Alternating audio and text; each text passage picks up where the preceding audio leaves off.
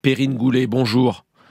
Bonjour. Vous êtes députée MoDem de la première circonscription de la Nièvre. Vous venez d'être réélue présidente de la délégation aux droits des enfants à l'Assemblée nationale. Nous voulions vous entendre toutes les deux aujourd'hui parce qu'il n'y a pas une journée dans l'actualité sans que l'on parle d'enfants en danger et de la protection défaillante qui est censée leur accorder la puissance publique. C'est ce foyer près de Belfort qui accueille trop d'enfants et qui doit fermer. C'est le département du Nord qui envoie des enfants dans des familles d'accueil sans agrément à plusieurs centaines de kilomètres. Enfants qui sont maltraités. Le procès va débuter lundi. C'est encore ce gamin de 14 ans qui, la semaine dernière, à Marseille, tue un père de famille, chauffeur VTC, un jeune placé en foyer dès l'âge de 9 ans car ses deux parents sont en prison. Tout cela, ce sont les facettes d'un même problème. Perrine Goulet, vous avez été placée en foyer à l'âge de 9 ans. Aujourd'hui, vous êtes députée, vous connaissez ce système de l'intérieur.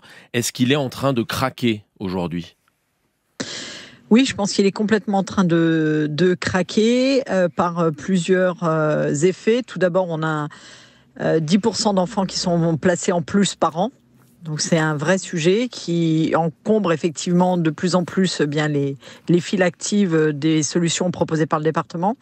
On a une autre difficulté, c'est également que des professionnels sont de moins en moins nombreux. On a un manque d'attractivité de ces métiers, ce qui fait que, un peu comme dans le médical, comme on n'a pas assez de professionnels, on ne peut pas ouvrir assez de places pour accueillir tous ces enfants.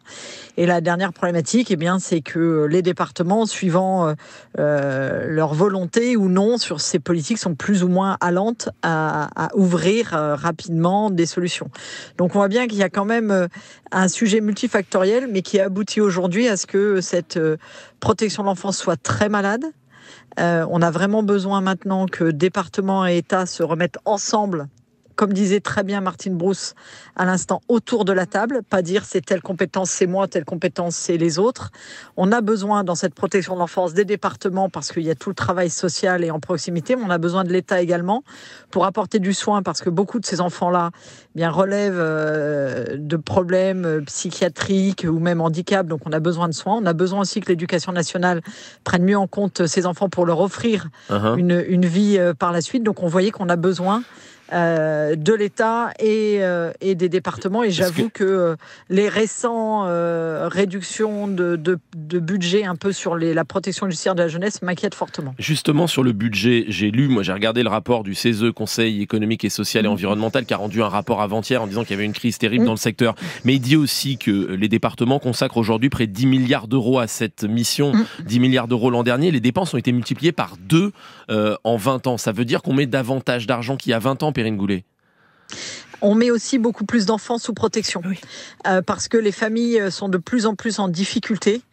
Et c'est pour ça qu'on ne peut pas tout régler par l'aide sociale à l'enfance et qu'on a besoin de mettre en place des dispositifs préventifs dès le plus jeune âge avec un soutien à la parentalité pour éviter que des situations qui sont en difficulté quand un enfant a 6 mois, 9 mois, 3 ans, dérive au point qu'on soit obligé d'en arriver à un placement à certains moments. Alors bien entendu, tous les parents qui frappent leurs enfants ou qui abusent sexuellement de leurs enfants, on doit retirer sans se poser de questions les enfants de leur domicile. Mais on voit qu'il y a un certain nombre de placements où c'est des familles en difficulté.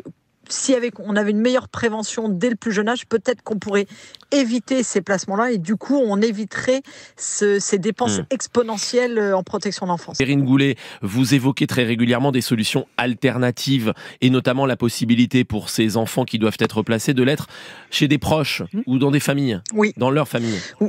Oui, je pense qu'il faut effectivement qu'on diversifie les possibilités d'accueil de ces enfants. Tous les enfants n'ont pas les mêmes besoins.